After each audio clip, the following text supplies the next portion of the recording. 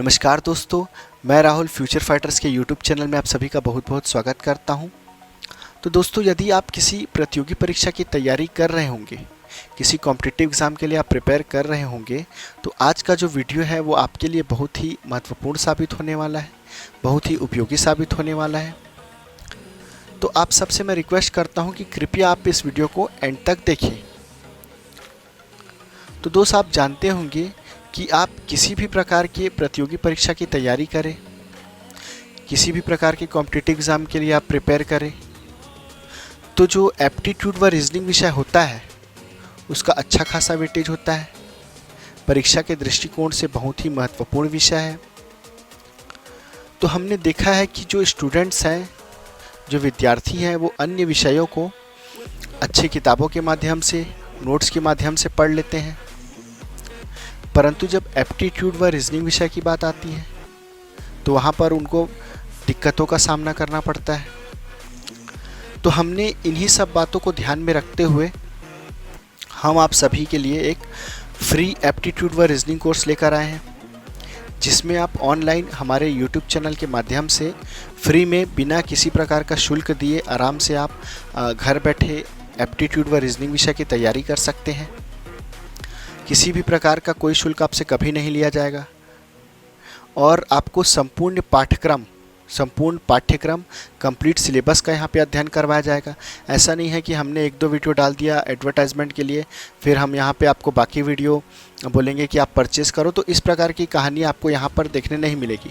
जैसा कि आप देखे होंगे कि अदर यूट्यूब चैनल में क्या होता है, आपको बोला जाता है कि हम फ्री कोर्स प्रोवाइड कर रहे हैं, उसके बाद कुछ ही जो वीडियो है वो फ्री होते हैं, बाकी फिर आपको बोला जाता है कि आपको इसको परचेज़ करना पड़ेगा। तो हम एक अच्छा क्वालिटी कंटेंट के साथ आपको फ्री कोर्स हम आपको प्रोवाइड कर रहे हैं। तो हमारा जो मेन उद्देश्य है, हम स्टूडेंट्स को मोटिवेट करना चाहते हैं ना। प्रतियोगी परीक्षा के जो छात्र हैं उनका उत्साह बढ़ाने के लिए हम ये प्रोग्राम चला रहे हैं। ऑलरेडी हमारी ऑफलाइन क्लासेस चलती है, वहाँ पर हम SSC GD का जो एग्ज़ाम होने वाला है, तो उन स्टूडेंट्स को हम SSC GD की तैयारी करवा रहे हैं। तो ऑफ़लाइन भी आप चाहें तो हमसे संपर्क करके ऑफ़लाइन भी पढ़ सकते हैं, और यदि आप घर बैठे तैयारी करना चाहते हैं तो ऑनलाइन हमारे YouTube चैनल के माध्यम से पढ़ सकते हैं। तो दोस्त, आप सभी को यहाँ पे मैं एक एग्जांपल देना चाहूँगा कि हम किस तरीके से जो क्वेश्चंस को सॉल्व करेंगे, हम कैसे ट्रिक्स लगाएंगे ताकि हम जो एप्टीट्यूड व रीजनिंग विषय है उसको हम ईजी वे में पढ़ पाएँ और उसके जो प्रश्न हैं उसको बहुत ही कम समय में सॉल्व कर पाएँ। तो आइए चलते हैं, हम आपको यहाँ पे मैं एग्जांपल के थ्रू समझाता हूँ। प्रश्न लेके एक उदाहरण के तौर पे मैं आपको हल करके दिखाता हूँ। तो दोस्तों, कॉम्पिटिटिव एग्ज़ाम जो है उसमें टाइम मैनेजमेंट का बहुत ही इंपॉर्टेंट रोल होता है। आपको पर्टिकुलर टाइम लिमिट में सभी प्रश्न हल करने पड़ते हैं। पूरा प्रश्न पत्र आपको हल करना होता है उस टाइम लिमिट में। तो अगर मैं थ्योरी सब्जेक्ट की बात करूँ तो वहाँ पे तो आप बहुत ही कम समय में सभी प्रश्न को हल कर लेंगे। वहाँ पे किसी भी प्रकार का कैलकुलेशन पार्ट नहीं होता है। बट रीजनिंग और एप्टीट्यूड की बात करें तो एप्टीट्यूड में आपका कैलकुलेशन पार्ट हो गया, रीजनिंग में आपको थोड़ा बहुत एनालिसिस करना पड़ता है, तो वहाँ पे आपको थोड़ा सा समय लग जाता है। तो अगर आप बेसिक मेथड सॉल्व करेंगे जो बुक में दिया है तो शायद आपको वहाँ पे समय लग जाए, बट यहाँ पे जो मैं आपको शॉर्ट ट्रिक बताऊँगा, अगर आप उससे सॉल्व करेंगे तो बहुत ही कम समय में, 30 सेकंड से भी कम समय में आप किसी भी टॉपिक के प्रश्न को हल कर पाएंगे। तो चलिए देखते हैं। यहाँ पे एक क्वेश्चन है, एक आयत का क्षेत्रफल 60 वर्ग सेंटीमीटर है और उसका परिमाप 34 सेंटीमीटर है, तो उसके विकर्ण की लंबाई कितनी होगी। तो यहाँ पे देखेंगे, मैं पहले एक आयत बना लेता हूँ। चलिए यहाँ पे मैं एक आयत बना लेता हूँ, आयत यानी एक रेक्टेंगल बना लेता हूँ। ठीक है, अब इसका मैं एक विकर्ण खींच देता हूँ। ठीक है, अब हमने यहाँ पे एक विकर्ण ड्रॉ कर दिया। तो आप देखेंगे जो आयत का विकर्ण है, ये डायगोनल है, ये भुजाओं के साथ, इनकी दो भुजाओं के साथ राइट एंगल ट्रायंगल समकोण त्रिभुज का निर्माण करेगा। अगर यहाँ पे मैं एक समकोण त्रिभुज बनाऊँ, देखिए ये विकर्ण हो गया आपका आयत का, और ये जो दो भुजाएं हो गई, तो इनके साथ मिलकर ये तीनों भुजाएं मिलकर आपस में एक राइट एंगल ट्रायंगल समकोण त्रिभुज बना रही है। तो समकोण त्रिभुज में जो हाइपोटेनस यानी कर्ण होता है, कर्ण, इसको परपेंडिकुलर मान लेते हैं। ठीक है, परपेंडिकुलर यानी लंब मान लेते हैं, और ये आधार यानी बेस मान लेते हैं। तो ये जो परपेंडिकुलर, हाइपोटेनस और बेस है, कर्ण, लंब और आधार, ये जो तीनों हैं पाइथागोरस थ्योरम को फॉलो करते हैं, और पाइथागोरस थ्योरम फॉलो करेंगे तो ट्रिपलेट्स कहलाएंगे। देखिए, जो भी वैल्यूज़ पाइथागोरस थ्योरम को फॉलो करेगी वो पाइथागोरस ट्रिपलेट्स कहलाएगी। तो हम पाइथागोरस थ्योरम लगाएंगे तो हो सकता है हमको समय ज़्यादा लग जाए, है ना। जैसे यहाँ पे एरिया कितना दिया है, 60 सेंटीमीटर स्क्वायर, और परिमाप यानी पेरीमीटर, है ना, परिमाप कितना दिया है, 34 सेंटीमीटर। तो यहाँ पे आप देखेंगे कि आप इसको बेसिक से सॉल्व करेंगे तो पहले आप एरिया वाला फार्मूला लगाएंगे, फिर पैरामीटर वाला फार्मूला लगाएंगे, फिर यहाँ पे आप हो सकता है पाइथागोरस थ्योरम भी यूज़ करें, तो इन सब में आपका टाइम वेस्ट होगा। तो यहाँ पे मैं आपको डायरेक्ट पाइथागोरस ट्रिपलेट से बताने वाला हूँ। आपके पास एक पाइथागोरस ट्रिपलेट्स होता है, हम एक पाइथागोरस ट्रिपलेट्स की एक सेट ऑफ वैल्यूज़ है जिसको हमको याद करनी है। ज़्यादा वैल्यूज़ नहीं है, 3-4 सेट ही हैं, आपको उनको याद करना है और उतने से ही एग्जाम में प्रश्न आते हैं। जैसे हमारा एक ट्रिपलेट्स होता है 5, 12 और 13। तो अगर इसको मैं 5 ले लूँ, आपका परपेंडिकुलर को, आधार को मैं 12 ले लूँ और विकर्ण को मैं 13 ले लूँ इस राइट एंगल ट्रायंगल में, है ना। तो अब इस ट्रिपलेट्स को मैं चेक करूँगा कि मेरा ये जो क्वेश्चन में जो गिवन पैरामीटर्स हैं ये मैच कर रहे हैं कि नहीं। जैसे अगर मैं एरिया को लूँ तो एरिया क्या होगा, लंबाई गुणित चौड़ाई। तो लंबाई 12, चौड़ाई 5 हो गया, तो 12 गुणित 5। तो एरिया में यहाँ पे हमारा पाइथागोरस ट्रिपलेट्स जो है 5, 12, 13 ट्रिपलेट्स है, ये फिट बैठ रहा है एरिया के हिसाब से। और पैरामीटर परिमाप को भी परिमाप को भी हम मेजर कर लेते हैं, है ना, यहाँ पे कैलकुलेट कर लेते हैं। तो परिमाप क्या होता है, 2l प्लस बी, पेरीमीटर होता है 2l प्लस बी, 2 लंबाई धन 2 गुणित लंबाई धन चौड़ाई। तो यहाँ पे 2, लंबाई कितना हो गया 12, चौड़ाई 5 हो गया, तो 12 प्लस 5 17।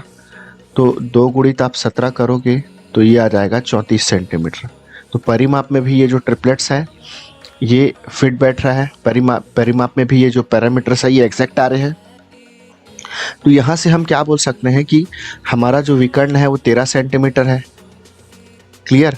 इस राइट एंगल ट्रायंगल में जो ट्रिपलेट फॉलो होगा, जो ट्रिपलेट आएगा ये आएगा 5, 12 और 13। तो आप इस ट्रिपलेट्स के हिसाब से आप किसी भी ऐसे क्वेश्चंस को सॉल्व कर सकते हैं जिसमें आपका राइट एंगल ट्रायंगल आपको मिले। तो इस तरीके से शॉर्ट ट्रिक लगाया जाता है। हर चैप्टर का एक बेसिक है, अलग अलग बेसिक के हिसाब से अलग अलग शॉर्ट ट्रिक डेवलप किया गया है, तो आप उस तरीके से सॉल्व कर सकते हैं। अब अगले प्रश्न में हम चलते हैं। अब यहाँ पे देखेंगे दो मित्र एक दूसरे से 90 किलोमीटर दूर है, दोनों अपने घर से क्रमशः 20 किलोमीटर और 25 किलोमीटर की चाल से एक दूसरे से मिलने चलते हैं। दोनों मित्र पहले मित्र के घर से कितनी दूरी पर मिलेंगे। अब मैं मान लेता हूँ ये पहले मित्र का घर है, ये 90 किलोमीटर दूरी पर दूसरे मित्र का घर है। तो आप यहां से देख पा रहे होंगे पहला मित्र अगर दूसरे मित्र से मिलने चले 20 किलोमीटर प्रति घंटा से, दूसरा मित्र पहले मित्र से मिलने चले 25 किलोमीटर प्रति घंटा की गति से, तो दोनों किसी एक पॉइंट पे मिलेंगे। अब बोला है कि दूसरा मित्र दोनों पहले मित्र के घर से कितनी दूरी पर है। यहाँ पे पहला मित्र बना लेते हैं, मान लो ये D1 डिस्टेंस आपको फाइंड करना है। पहले मित्र के घर से जो दूरी है जहाँ पर मिले हैं वो D1 है, और दूसरे मित्र के घर से जो मिले हैं वो डिस्टेंस D2 है। तो यहाँ पे आप देखेंगे, आप अगर मैं स्पीड लूँ तो यहाँ पे क्या होता है, स्पीड दिया है 20 और 25। तो स्पीड का अगर मैं रेशियो निकालूँ, स्पीड यानी गति का मैं अनुपात निकालूँ, रेशियो यानी 5 चौक 20, 5 पच्चे 25।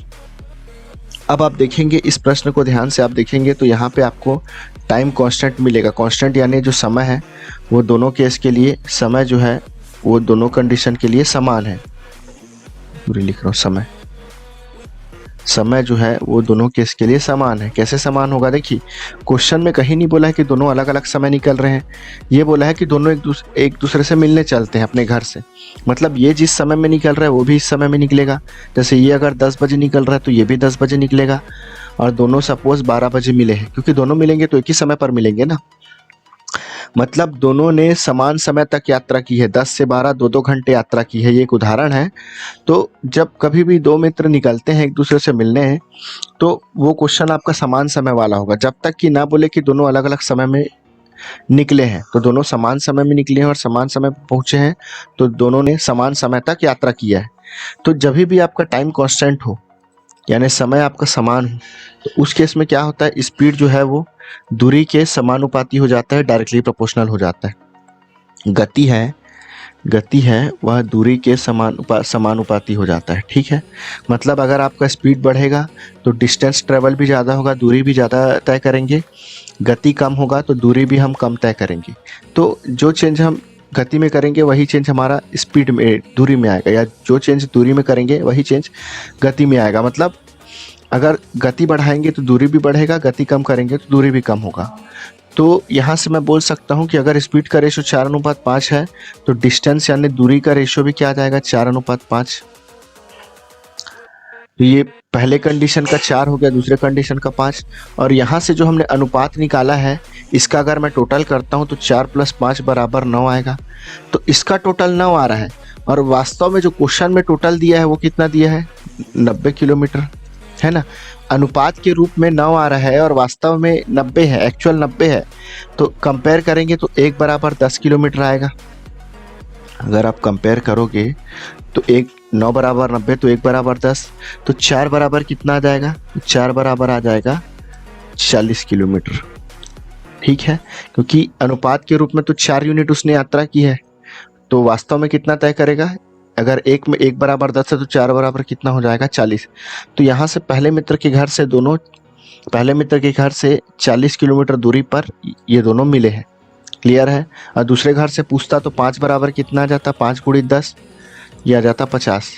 तो दूसरे मित्र के घर से 50 किलोमीटर की दूरी पर और पहले मित्र के घर से 40 किलोमीटर की दूरी पर। क्लियर है। तो आंसर क्या आ गया, 40 किलोमीटर। तो इस तरीके से आपको क्वेश्चंस को सॉल्व करने हैं। हर एक चैप्टर का, हर एक टॉपिक का ट्रिक बनाया हुआ है अलग से। अगर आप बेसिक से सॉल्व करेंगे तो हो सकता है आपको थोड़ा समय लग जाए,